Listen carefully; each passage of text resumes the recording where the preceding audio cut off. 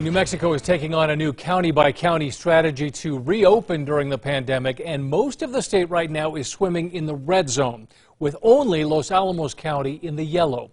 And as the state's top doctor explained today, there could be several factors as to why. Here's News 13's Brady Wakayama.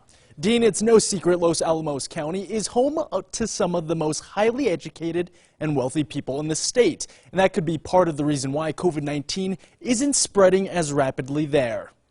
I think there's absolutely no question that if you live in a higher income neighborhood, let's just say, or area or county, your chances of getting coronavirus are much lower, maybe 1/6 to 1/10 as much as someone who lives in a low income neighborhood or area. The state's only yellow county is also home to world-renowned Los Alamos National Laboratory, where Human Services Secretary Dr. David Scrace explained more employees are likely able to work remotely in the pandemic. He also points out testing and being able to quarantine are important factors in keeping the virus at bay.